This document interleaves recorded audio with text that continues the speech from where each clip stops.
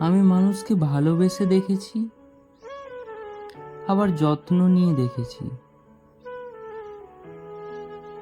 খোঁজ নিয়েও দেখেছি,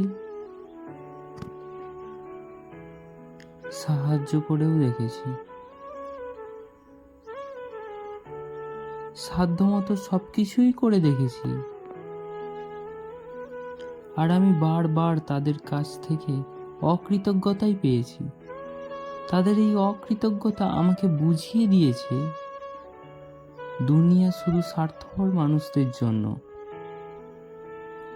নিঃস্বার্থ মানুষদের জন্য কঠিন ও ভয়ঙ্কর। আমি হলাম অবহেলা পাওয়া মানুষ।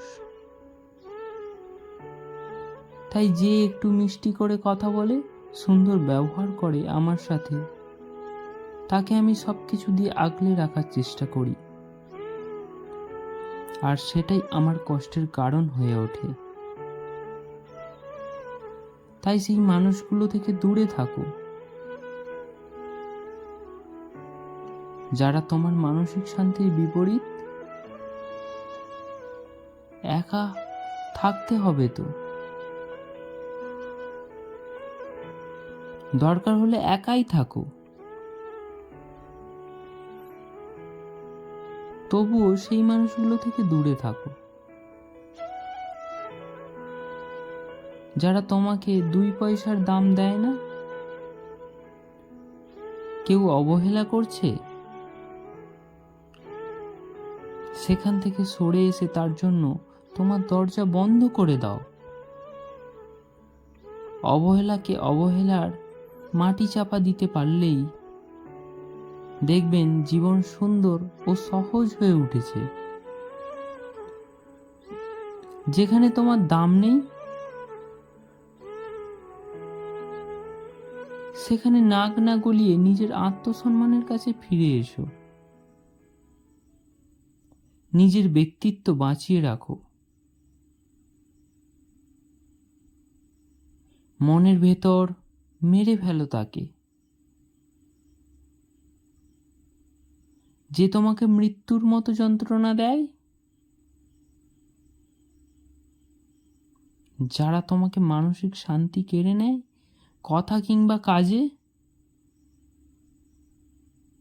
এই মানুষগুলোর কাছে যতই সুন্দরভাবে নিজেকে মেলে দাও না কেন, তারা তোমাকে সবসময় নেগেটিভ ভাবেই নেবে। প্রয়োজনে হলে বুকে নেবে, আর অপ্রয়োজনে ছুঁড়ে ফেলে দেবে। তাই দরকার হলে দরজা বন্ধ করে একা বাঁচো, তবুও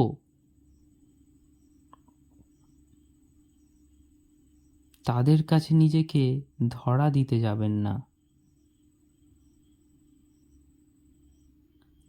যারা তোমার সুখের বিপরীত দুঃখ হয়ে ধরা দেয়। দুনিয়াটা 2 দিনের, আজ আছি কাল নেই। তাই নিজেকে সুখের ঠিকানা নিজেকেই খুঁজতে হবে। যেখানে সুখের সন্ধান পাবে, সেখানে আটকে থাকো। সরে আসো সেই ঠিকানা থেকে, যে ঠিকানায় তুমি লবণ ছাড়া তরকারির মতো। তাই ভালো থাকার জন্য যা যা করা দরকার সেটাই করো।